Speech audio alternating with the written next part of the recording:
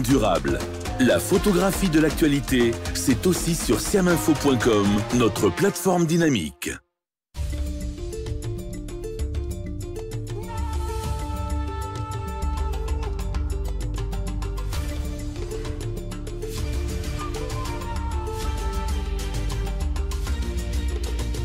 Kavi TV, la télé du développement. Direct, événement. Débat, décryptage. Édition spéciale, talk show, magazine, documentaire, actualité, fiction. Avec notre équipe de professionnels et à travers notre antenne dynamique, réécrivons ensemble la plus belle histoire du développement. L'information est le meilleur carburant pour faire fonctionner les machines pour un développement durable. La photographie de l'actualité, c'est aussi sur siaminfo.com, notre plateforme dynamique.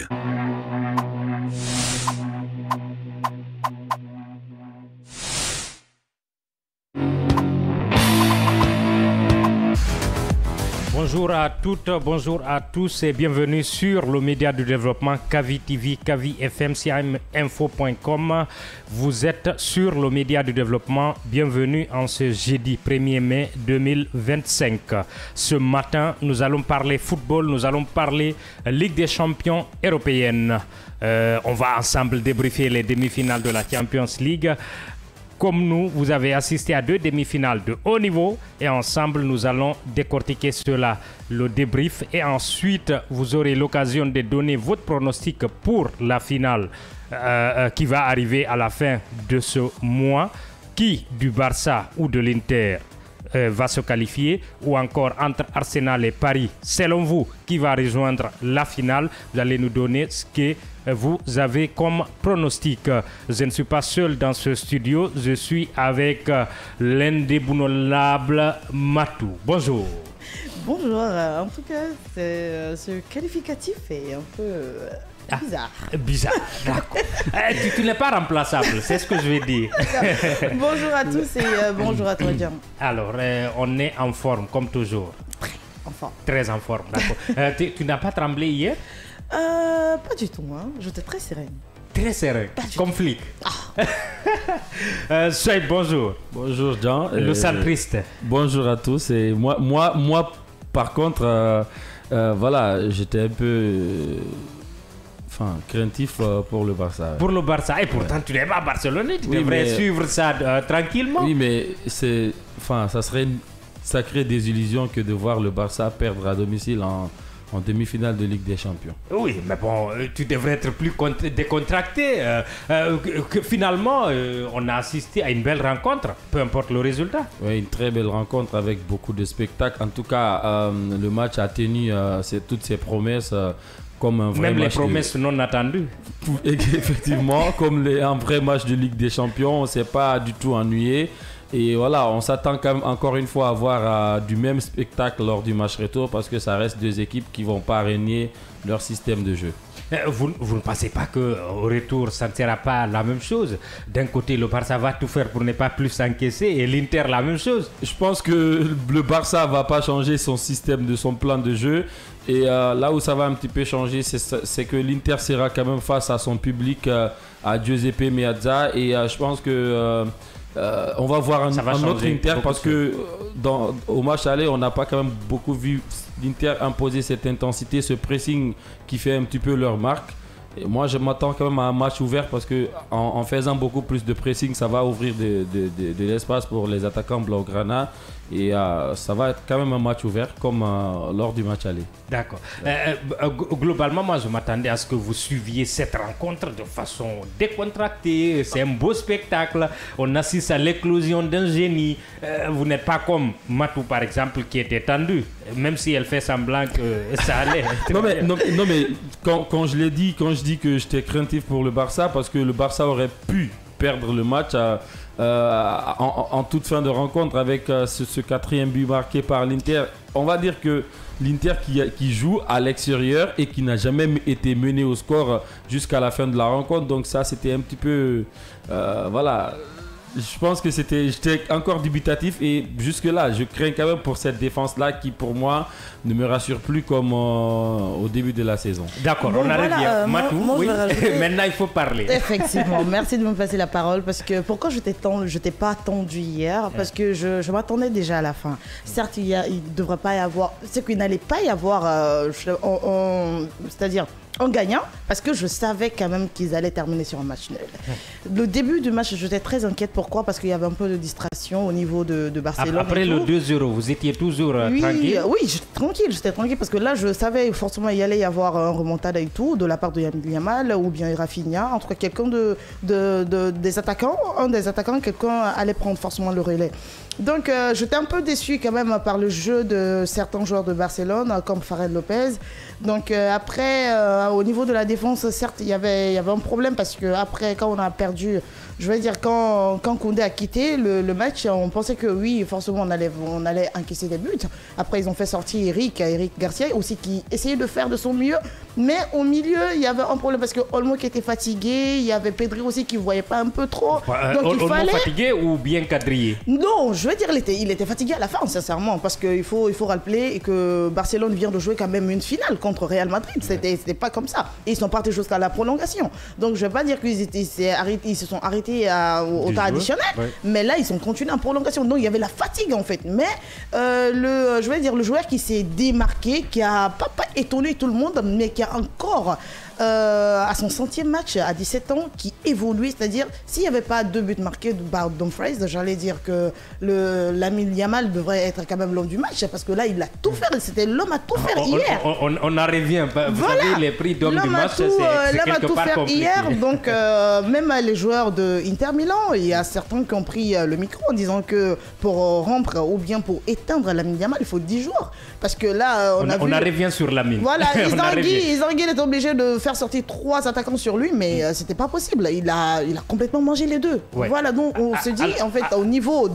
offensif, le Barça était devant. Alors. Voilà, je voyais Inter Milan défensivement parce que là, pas au niveau de l'attaque. Alors, pour vous, qu'est-ce qui vous a déçu le plus de voir l'Inter encaisser 3 buts après avoir mené ou le Barça qui en prend 3 à domicile? Les deux, moi je pense que les deux, parce qu'une équipe comme l'Inter Milan, c'est une équipe expérimentée qui mène 2-0 en demi-finale de Ligue des Champions.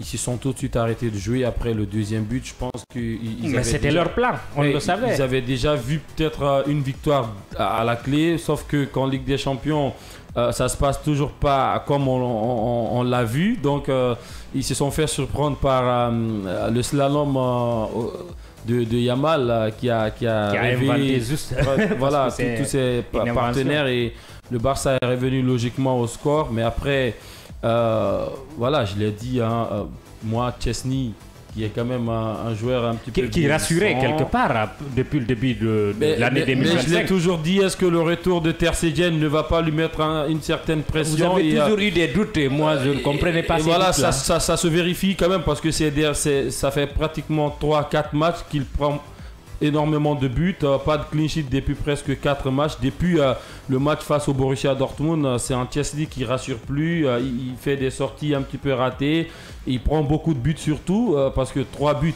face au Borussia, 3 buts face au Celta.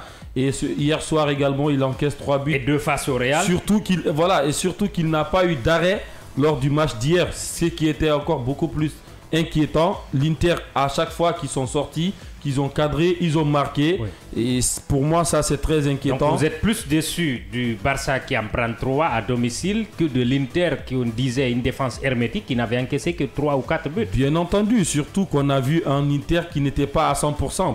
Voilà, c'est mon avis. Moi, je pense que Lautaro Martinez n'était pas à 100%. Marcus Thuram qui était de retour sur blessure après avoir manqué 3 semaines. Mais le Barça est diminué aussi. Non, mais attention, n'était pas également à 100%.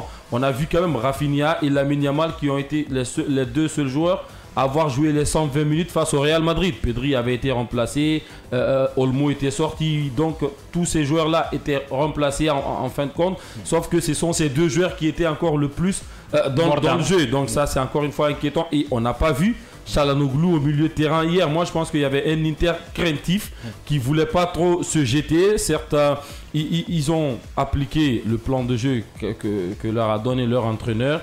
Ils ont réussi à sortir quelquefois. Ils ont inquiété à chaque fois qu'ils sont montés. Pour moi, j'étais déçu de la prestation du Barça. Il y a eu réaction. C'est normal, un club comme le Barça qui se voit mener rapidement 2-0 doit quand même réagir, même si c'est un jeune de 17 ans qui a sonné l'alarme. Pour certains, c'est inquiétant. Mais bon, je vous reviens tout de suite. Je rappelle aux auditeurs et aux téléspectateurs qu'à partir de 8h30, ils pourront nous joindre pour donner leur pronostic pour la finale qui arrive. Et ça sera sur le 629 95 67 67. 629 95 67 67. À partir de 8h30, vous pouvez nous joindre et donner votre avis. Oui, Matou, mais j'ai envie de vous poser une question piège. Il a parlé tout de suite de Ter Stegen et de Szczęsny. Ter Stegen, donc, avant sa blessure, il n'était pas du tout quelqu'un qu'on pouvait remplacer au Barça.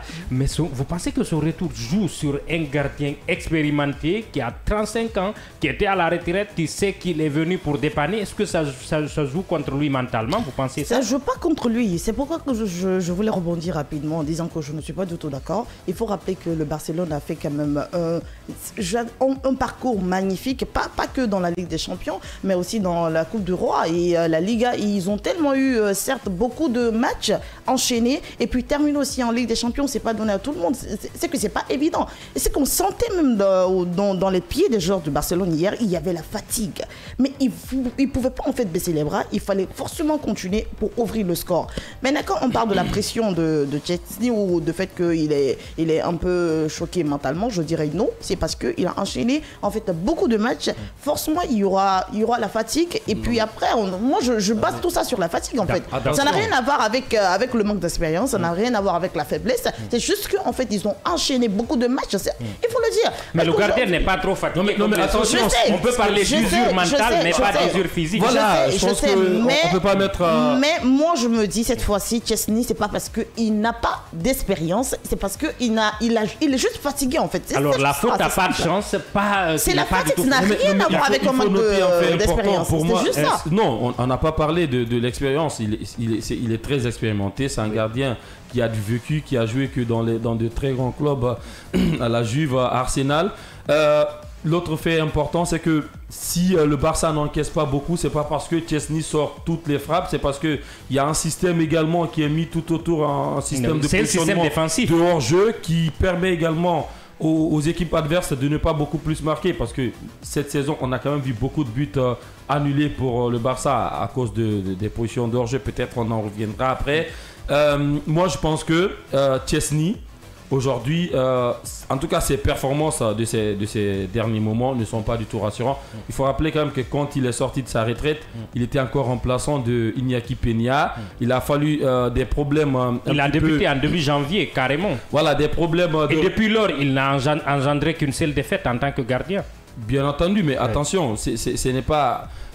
il a engendré qu'une seule défaite, mais ça c'est au crédit de tout le collectif. Je pense que ce n'est pas lui, parce que si c'était que lui qui était le plus sollicité de l'équipe, ça aurait montré que le Barça n'était pas une équipe aussi craintive.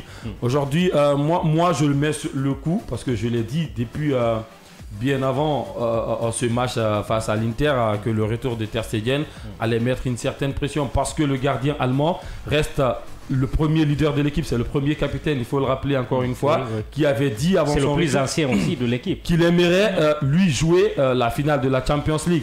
Sauf que malheureusement pour lui, il n'a pas été inscrit sur la liste de la Ligue des Champions, parce que le club pensait qu'il n'allait pas signer son retour avant la fin de la saison. Donc c'est ça. Donc la pression est inutile sur Szczęsny, normalement.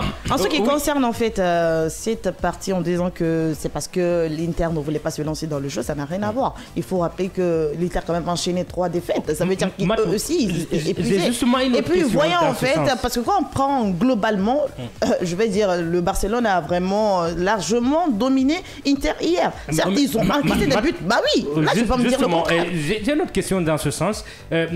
Hormis tout ce qui s'est passé jusqu'à la rencontre. Et si on observe tout, on s'est dit que l'Inter a eu beaucoup de chance. Peut-être que 4 ou 5 occasions, mais ils en ont mis 3. Mais c'est parce qu'il y avait la fatigue, ils étaient épuisés. Pourquoi je vais le dire? Mais on ne peut pas accuser la fatigue, par exemple, en première période, disons à la première minute. En première période, c'est ça que je disais. Parce que là, en deuxième période, on a vu le cas de Lautaro. On ne l'a même pas touché. On l'a pas touché. Moi, j'avais même l'impression qu'il avait eu une blessure musculaire. Parce que là, il s'est complètement arrêté. Effectivement, il s'est arrêté complètement parce qu'il a dit qu'il ne continuait pas. Et là, on a vu Inzaghi rapidement qui disait non, de continuer le jeu. Donc, c'était un peu risqué. Pour eux, ils étaient en danger. Hier, on sentait sur le visage la manière, le système de jeu de Inter Milan qu'ils étaient en danger face au Barcelone. Moi, je me dis, hier, on pouvait gagner. Je ne vais pas dire on pouvait gagner parce que là, Barça pouvait gagner. Voilà, le Barça pouvait gagner 5-0 ou 5-4 buts. Avec une meilleure défense. Inter, avec une très meilleure défense parce que malheureusement, on a vu Koundé qui est rentré et là, quand Eric il est sorti, je veux dire, il n'a pas fait ce qu'on voulait. Exactement. Voilà, donc il était juste là pour remplacer ou bien pour compléter en fait l'effectif. Pour fermer les trous. Voilà, c'était juste ça. Alors, je vous renvoie la même question. Vous ne pensez pas que l'Inter a eu beaucoup de chance avec pratiquement 4 ou 5 occasions, ils en ont mis 3 face au Barça qui en a raté beaucoup? Moi, je mets pas ça sur le coup du change, je mets ça sur le coup du mérite parce que les occasions, forcément dans un match, les occasions, il y en a celles qu'on transforme, il y a des occasions qui ne vont pas rentrer, quel que soit... Mais il y a 2 corners sur les 3 quelle que soit la position, l'Inter a été beaucoup plus clinique. Non. Et c'est aussi ça le football. Vous n'êtes pas obligé de dominer toute la rencontre pour vous imposer. Et cette équipe interiste, enfin, on l'a jamais connue dominatrice. C'est une équipe qui a un plan de jeu bien défini, qui ne se jette pas, mais qui profite de ses contre-attaques avec le joueur de côté. Sauf que Di Marco, il a pris un bouillon hier face à Lamine, mais on l'a vu Denzel Dumfries qui lui l'a assuré, malgré également qu'il était de retour sur blessure. Il avait manqué 2 mois de compétition. Il est de retour d'entrée, il est titulaire, il met un doublé et une passe décisive. Donc moi je pense qu'on a vu une équipe d'Inter un petit peu malade hier face à un Barça qui a fait une première mi-temps exceptionnelle mais qui n'a pas su s'imposer. On ne met pas ça sur le coup de chance, on met ça sur le coup du mérite de l'Inter. Moi je mets sur le compte de la chance. On en revient, peut-être qu'on va finir avec Lamine, mais vous ne pensez pas que Lamine était pratiquement seul, peut-être avec Rafinha seulement dans cette équipe qui pouvait créer du danger? Ils étaient les 2 joueurs à tout faire. Seuls. Est-ce qu'ils sont orphelins de Lewandowski par exemple? Complètement, parce que là on pensait qu'on pouvait quand même compter sur Ferran Lopez. Mais là, il a marqué, mais ça c'était une passe décisive de Rafinha. Oui. Voilà, s'il n'y avait pas de passe décisive, là moi je me demandais qu'est-ce qu'il aurait fait en fait. À la tête, c'est toujours comme ça. Même je me dis, hier on ne pouvait pas compter sur lui. Comme on le dit, c'était que des 2 joueurs qui étaient là à tout faire. Voilà, jusqu'à la fin du match, c'est-à-dire 120 minutes, 190 minutes d'abord, ils étaient là à tout faire. Ouais. Donc les autres, je me dis... Moi je vais aller totalement dans le sens contraire de ce que vous êtes en train de dire. Moi je pense que si Lewandowski était là, ça aurait été beaucoup plus bénéfique pour la défense d'Inter qui est quand même... il n'y a quand même que des grands défenseurs qui aiment des duels aériens et pour moi ils ont dominé carrément le Barça sur cette phase de jeu et ce qui les a le plus fatigués c'est qu'ils faisaient face à des joueurs avec un centre de gravité bas, difficile à marquer. Moi je pense que ça c'était compliqué, c'est plus compliqué à gérer qu'un attaquant de fixation qui est présent dans les duels. Ça aurait été beaucoup plus bénéfique pour la défense interiste. On n'a pas vu carrément Acerbi hier dans les duels parce qu'il n'avait pas de concurrent. Voilà, il n'y avait pas de concurrent. On n'avait pas vu Bastoni qui était en difficulté face à Yamal, face à Ferran Torres parce que ce sont des joueurs de petits espaces qui combinent. Avec un Lewandowski, je pense que la défense aurait pris un ascendant et il y aurait beaucoup plus de coups offensifs de la part de l'Inter parce que ils aiment ces duels-là, ils aiment avoir un attaquant qui leur impose le physique, ça c'est leur combat, c'est le jeu de l'Inter Milan. Et ce système-là, avec un faux neuf, je pense que c'est beaucoup plus dangereux pour l'Inter qu'avoir un attaquant numéro 9. Lewandowski. Ouais. Alors, je vais vous poser cette question. Est-ce que le Barça n'est pas aussi orphelin d'un Alejandro Balde qui n'a pas de remplaçant et qui, disons, son implication, sa présence joue dans les performances de Rafinha? Bien sûr. Certes, aujourd'hui, on regarde le match hier. hier, on a carrément compris, il manquait quelqu'un en Baldé. Gérard Martin n'est pas... Non, Gérard Martin, il n'est pas le même niveau. Pas du tout. Ouais, au début, on disait oui, il allait être un bon remplacement, mais en regardant son système de jeu, en regardant sa manière de faire, on sent que vraiment Baldé, il est unique en fait à son poste. Mais je pense qu'ils peuvent rattraper cela en retour, parce que moi, le match retour, je sais que le Barcelone, quand même, je ne sais pas pourquoi, mais j'ai une conviction en fait qui me dit, il y a quelque chose qui me dit dans ma tête, que ça va même passer. À l'extérieur, en fait, ça va passer en fait, parce que quand moi, parce que tout le monde n'a pas la manière de voir en fait le jeu. Mais non, c'est pas une supportrice, mais là, je suis en train de parler en tant qu'analyste. Dit qu'elle était tranquille, c'est surprenant parce que moi j'ai l'habitude de la voir suivre les matchs, c'est tout le studio entend les cris. Ouais, mais hier quand je l'ai regardé le match, j'ai vu les interistes en fait qui étaient en train de défendre après avoir encaissé le but, l'égalisation du Barcelone. Voilà, ils ont complètement fermé. Ils ont complètement fermé. Mais donc t'imagines, c'était très compliqué pour le Barcelone de rentrer, pour pénétrer en fait dans la surface de réparation. Pourquoi? Parce que les deux joueurs qui étaient là sur le côté, la Rafinha et Yamal, les autres qui étaient au milieu n'arrivaient pas à voir le ballon. Là, j'étais tellement mal à l'aise, je me dis mais attends, est-ce qu'on va terminer, est-ce qu'on va pas prendre notre but? Mais heureusement, on a terminé par un match nul. Alors, je reviens à vous. Il y a un joueur dont on a beaucoup parlé après la rencontre.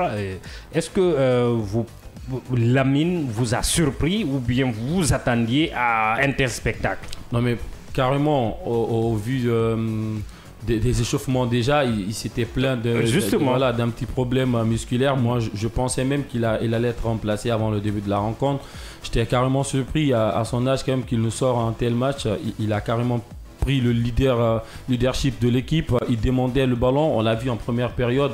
À la fin du match, la différence, Lamine qui touche plus de 100 ballons et Rafinha de l'autre côté, son pendant qui touche que 60 et quelques. Donc ça a montré clairement la différence. C'est rassurant ou bien c'est inquiétant pour un grand comme le Barça? Moi je pense que c'est pas trop inquiétant parce que à une certaine époque, compter sur un gamin de 17 ans à une certaine époque, il y avait un autre joueur qui le faisait, un numéro 10, Léo Messi, qui prenait carrément mais peut-être il avait 19-20 ans. Bien sûr, mais il a le talent pour, il a aussi l'audace, il a le cœur, il a l'aura, et je pense qu'il a tout pour le faire. Ça a peut-être manqué quand même quelque part, on l'a vu en seconde explication. Il n'a pas le coffre nécessaire. Il a eu qu'une occasion après le remplacement de Di Marco, Augusto qui est rentré, qui a quand même su un petit peu tenir le côté, même s'il s'est procuré quand même quelques occasions. Mais c'est quand même là où c'est inquiétant, c'est mais lui aussi, la sortie de Koundé a joué sur lui. Parce que là où c'est inquiétant, c'est que Yamal, c'est pas encore un très grand buteur. Et si c'est ce genre de joueur qui va prendre le lead de l'équipe, essayer de sonner l'alarme, je pense que là, c'est quand même un peu compliqué. Mais le Barça, ça reste quand même une équipe où tout le monde peut marquer. On l'a vu avec Ferran qui n'a pas eu besoin de beaucoup d'occasions pour marquer. Rafinha a toujours décisif, même si le but marqué. Parlez tout de même de Rafinha. Quel but, même s'il ne lui est pas attribué. Contre son camp pour le gardien Yann Sommer, mais Rafinha, il a tout le mérite. Et pour moi, c'est quand même le geste à retenir d'hier, même si Marcus Thuram, il a marqué un but fantastique aussi avec cette talonnade, mais le geste de Rafinha, la frappe sèche. Pour moi, ça devrait rentrer directement. C'est ce que je me suis dit. J'aurais pas souhaité que ça rentre quand même d'un côté parce que pour ne pas qu'il égale un petit peu Guirassy. Ouais, c'était difficile parce que là tout le monde pensait que s'il ne gagnait, s'il marquait pas en fait dans le but, moi ça. Mais il a l'occasion, favorable pour Serhou Guirassy, mais malheureusement en fait il a marqué. Écoutez, en voyant Lamine, qu'est-ce qui vous a traversé l'esprit, le match de Lamine hier? Bon, j'ai vu déjà un jeune qui était assoiffé en fait de but. Vous étiez rassuré ou inquiète que ce soit un gamin de 17 ans qui prenne le leadership? Non, je n'étais pas du tout... j'étais assuré en fait, je veux dire. Parce que quand je l'ai vu, au départ, quand je l'ai vu, je dis là forcément il va essayer de sortir forcément ses gants pour pouvoir marquer des buts comme il a l'habitude de faire. Mais hier en fait, c'est au fur et à mesure j'ai compris, c'était un peu difficile pour lui parce que là il n'y avait pas quelqu'un en fait pour jouer pour lui. À chaque fois qu'on voyait, on mettait la caméra sur lui, c'était lui qui demandait en fait le ballon. Oui. Parce que là, il voyait qu'il y avait des complications dans le match. Parce que hier, je me dis, s'il n'y avait pas Lamine Yamal et Rafinha, mais attends, on allait encaisser quand même 5 buts. Alors, je vais poser la question qui fâche. le dernier but refusé pour l'Inter. Vous pensez qu'on devrait l'accorder, même si peut-être que c'est une semelle ou même pas une semelle ou quelques centimètres, on devrait l'accorder ou c'est normal, la règle c'est la règle? Non mais moi je l'ai dit ici la dernière fois, on parlait de la VAR, c'est pour ces genres d'actions que je cautionne toujours pas la VAR. Ouais, les supporters du Barça vont tomber dessus certainement. Mais s'il est en avance, il est en avance. Non mais attention, je pense que ça aurait été le même sentiment pour moi qu'avec une autre équipe, même si c'était pas le Barça. Je pense que on devrait arrêter ces genres de choses, ça pollue le foot. Ce n'est que, ça n'atteint même pas un centimètre le bout du crampon. Pour moi, le but de Mikel Merino, par exemple, face au Paris Saint-Germain, là on le comprend, il a carrément le corps entier en avance, mais pour ces genres d'actions, la technologie, pour moi... Il était un peu en avance quand même. Non mais le bout de crampon, ce n'est même pas son pied. On devrait oublier ça, c'est trop petit. Non, le crampon, c'est peut-être... c'est même pas son pied qui rentre, c'est peut-être... parce que le crampon, 42 ou 43, je sais pas, ça... S'il portait le 40, peut-être que ça aurait marché. Ça pollue le foot. Matou, vous voyez comment est-ce qu'on devrait l'accorder? C'est un but magnifique, tout de même. Mais attends, pourquoi je ris? Parce que là, c'est drôle en fait ce qu'il est en train de dire. En fait. La VAR sert parfois, oui, c'est quand ça t'arrange que tu acceptes en fait le système de la VAR. Mais quand ça t'arrange pas, tu es complètement. Mais la règle, c'est la règle. Mais la règle, c'est la règle, c'est ça que je suis en train de dire. Hier, on a vu complètement, c'est pas parce que je suis en fait du Barça, mais on a vu que c'était un hors-jeu. C'était hors-jeu, quand c'était hors-jeu, en fait, on sonne que c'est hors-jeu. Pour 0,5 cm. Mais certes, en fait, les gens pensent que, ouais, juste en fait, la main. Que pour ça celui pas contre quand même lequel être on siffle, ça peut être injuste, mais celui pour lequel on siffle, oui, ça peut être compréhensible. J'ai déjà vu l'image, mais je me dis en fait, c'est la VAR, en fait, tout compte. Quand il s'agit d'un hors-jeu, forcément, quels que soient les membres, en fait, quelle que soit ta tête, ton nez, ta bouche, c'est ça. Une dernière question concernant ce match-là. Qu'est-ce que le Barça devrait améliorer pour espérer un résultat positif au retour? Ce que le Barça devrait améliorer, je vais dire forcément en cyclique, c'est déjà améliorer complètement le milieu. Le milieu de terrain hier était complètement bidon. Voilà, il y avait personne. Mais il y avait tout le monde. Oui, il y avait tout le monde, mais ça ne progressait pas. Donc on se demandait est-ce qu'ils sont bien entraînés, sont bien préparés. Voilà, il y avait des questions à se poser en fait. Parce qu'on avait Pedri qui est aujourd'hui le meilleur milieu en fait, du monde. Il faut le dire, même si certains n'arrivent pas à accepter. Mais là, c'est comme ça. Quand tu dis certains, tu voilà, parles, non, je n'ai pas dit le nom de comprends. quelqu'un.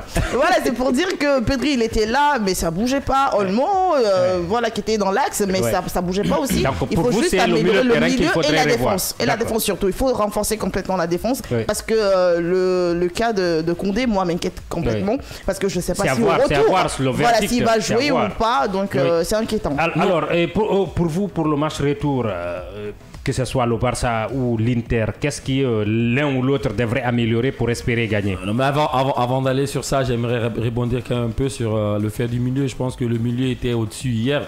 On a vu avec Barella qui avait su un petit peu répondre le rythme qu'avait imposé le milieu. Vous avez 20 secondes.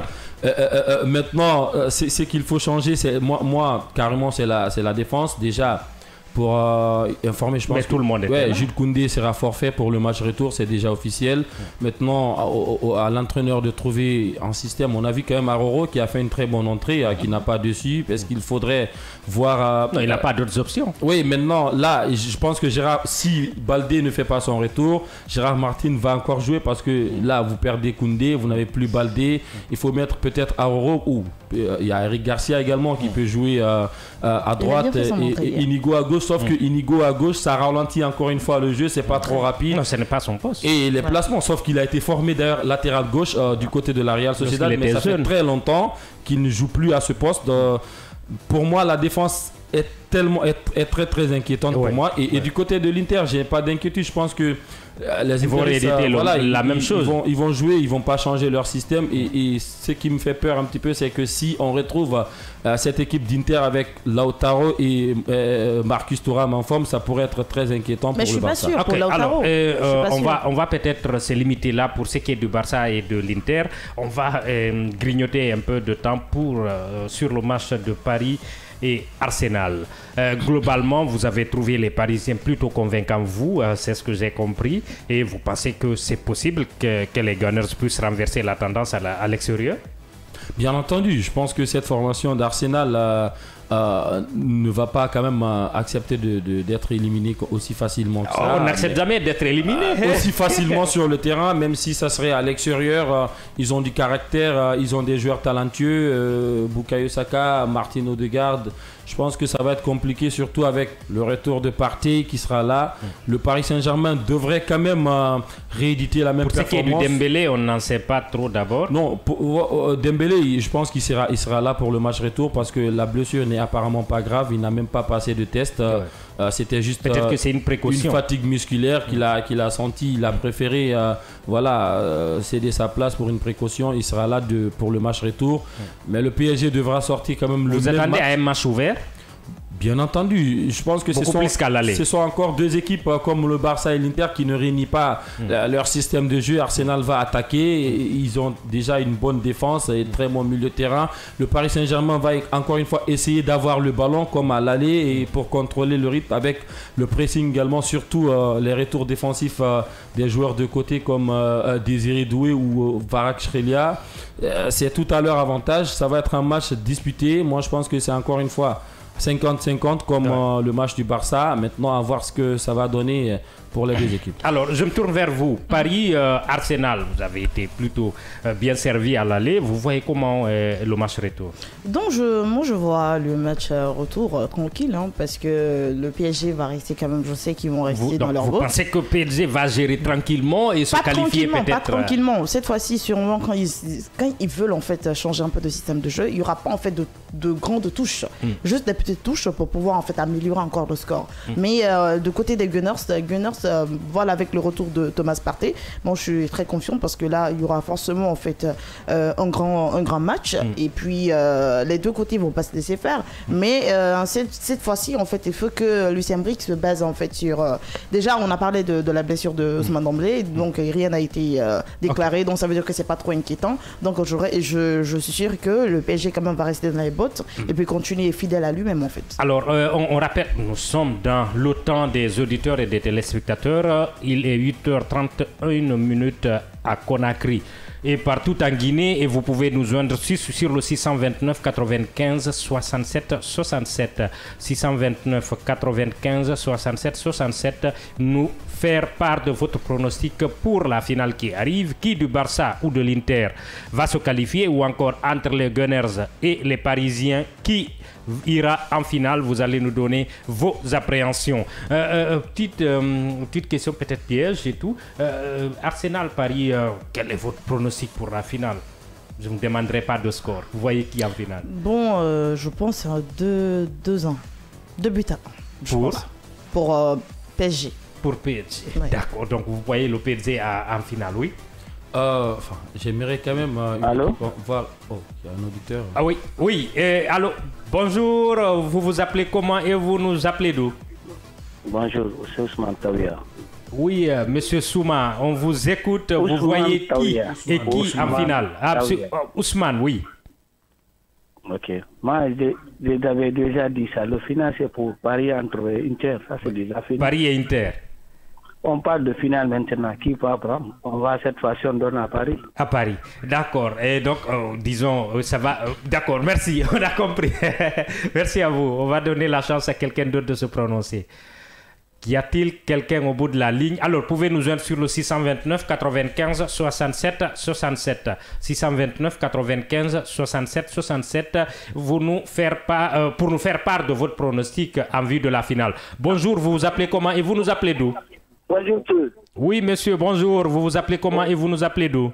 Je me nomme Kamara Kersala. Monsieur Kamara, quel est votre pronostic pour la finale? Barça et Paris. Barça et Paris. Donc vous voyez le Barça renverser l'Inter et Paris rééditer l'exploit de l'aller, c'est ça?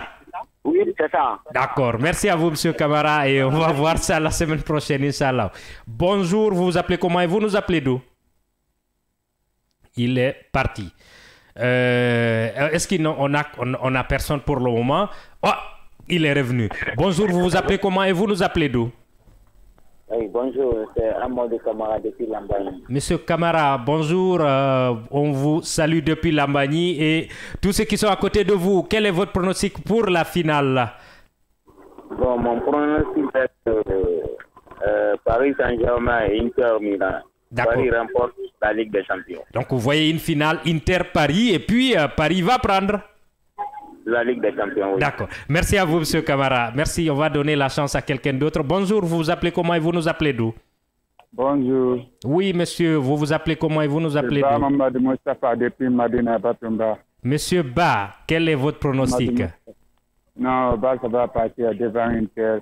C'est Barça Arsenal final, je souhaite ça. Barça Arsenal. Arsenal final 3-0 faveur de FC Barcelone aussi. En finale.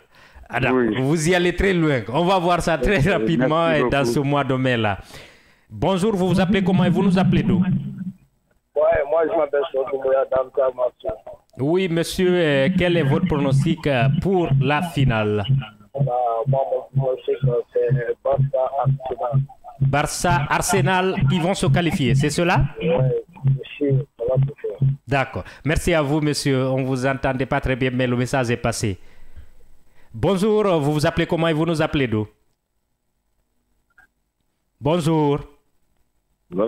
Oui, bonjour, vous vous appelez comment et vous nous appelez d'où? Titila Daouda, je m'appelle depuis Bekia. Oui, monsieur Silla, quel est votre pronostic?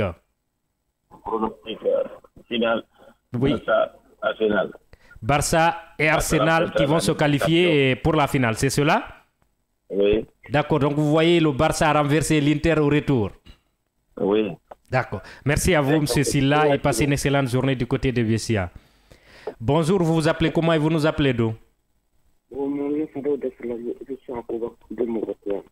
Donc, monsieur, je ne vous ai pas bien entendu, mais pouvez donner votre pronostic en vue de la finale. Je suis le Parisien 100%. Parisien, monsieur Silla. Alors, donc, vous voyez naturellement Paris se qualifier en finale, et de l'autre côté, vous voyez quelle équipe rejoindra le PSG? Vous, est-ce qu'il est là? Allô, oui, bonjour, vous vous appelez comment et vous nous appelez d'où? Lui, il est parti. Bonjour. Et il est parti pour le moment. Ok. Bonjour, vous vous appelez comment et vous nous appelez d'où? Ouais, je m'appelle Vous pouvez donner votre nom, monsieur. Bon, je donne mon nom, monsieur Bangoura. Monsieur Bangoura. Alors, quel est votre pronostic pour la finale? Mon pronostic, c'est Barça contre Paris ou Arsenal? Paris, ouais. Barça, Paris, c'est ça? Barça, Paris. D'accord. Alors, monsieur Bangoura, merci à vous et passez une excellente journée depuis la zone inconnue. Oui, allô, je suis de Hitler encore. Oui, monsieur, bonjour. Vous vous appelez comment et vous nous appelez d'où? C'est moi-même, Parisien. Saliou Dian, c'est ça? Parisien, il dit. Non, Le Parisien, Parisien. ok. Alors, dites-nous, quel est votre pronostic de l'autre côté, entre l'Inter et le Barça, qui va se qualifier? Bon, Paris changeront et Inter Milan. L'Inter, donc vous voyez l'Inter renverser le Barça au retour, c'est cela? Oui, exactement. Et naturellement, vous voyez le PSG remporter la finale. Oui, exactement. D'accord, merci à vous, monsieur. Passez une excellente journée. Bonjour, vous vous appelez comment et vous nous appelez d'où? Est-ce qu'il y a quelqu'un au bout de la ligne? Bonjour. Bonjour. On ne vous reçoit pas. Bonjour, vous vous appelez comment et vous nous appelez d'où? Bonjour, vous vous appelez comment et vous nous appelez d'où?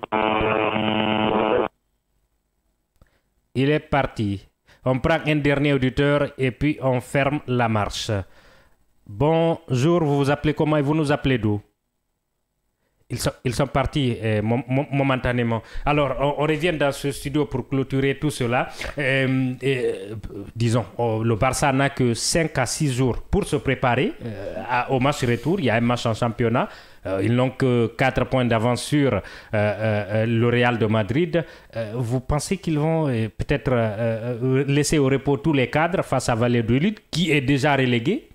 Bah, il le faut. Certes, c'est pas un match qui est trop inquiétant. Oui, mais il faut le gagner. Oui, c'est ça que je dis. C'est ça que je dis. Mais pour moi, tout ce qui est d'autres matchs à part la Ligue des Champions, je pense qu'il faut se concentrer sur ce retour face à l'Inter. Parce que c'est plus important. Donner pour cela. La saison se joue là. C'est mieux. Parce que c'est ça qui enchaîne. En fait, ils ont tellement enchaîné de matchs aujourd'hui.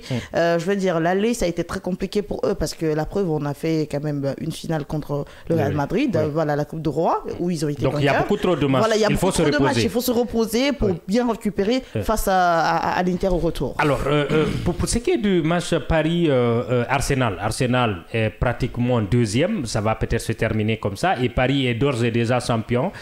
Donc, les deux équipes n'ont que ce match-là pour la saison. Vous voyez, par exemple, Arsenal faire tourner intégralement ou il faudra donner le tout pour le tout en championnat afin de se préparer pour un match au retour? Non, mais je pense qu'il y a possibilité pour faire tourner en championnat vu que... Pour ce qui est du Paris, c'est acté, on sait qu'ils vont tourner. Mais pour Arsenal, peut-être que c'est là-bas la question. Oui, Arsenal va faire tourner aussi, c'est clair, parce qu'il faut éviter des blessures. Ce n'est pas que la fatigue, parce que on parle beaucoup de fatigue, mais les équipes comme le Paris Saint-Germain... la fatigue amène aussi les blessures. Qui est sur tous les tableaux cette saison, qui a joué pratiquement toutes les compétitions et les barrages. Donc, ça fait partie des équipes qui ont le plus joué cette saison. Donc, Arsenal va faire tourner, certes. Mais est-ce que ça va changer grand-chose? Parce que c'est Mikel Arteta, il voudra toujours faire concerner ses joueurs. Peut-être leur donner 30 minutes... pourquoi pas? On verra ce que ça va donner. D'accord. Alors, merci à vous et merci à tous ceux qui nous ont suivis à la télé sur Kavi TV et sur Kavi FM, la 89.5 et partout sur Kavi TV, la page Facebook de votre média de développement. On se reprend la semaine prochaine dans World Sport. Merci de nous avoir suivis et passez une excellente journée en compagnie des programmes du média du développement et à partir de 9h, vous aurez le scanner avec l'équipe de Mamadou Yaya Diallo. Merci et passez une excellente journée.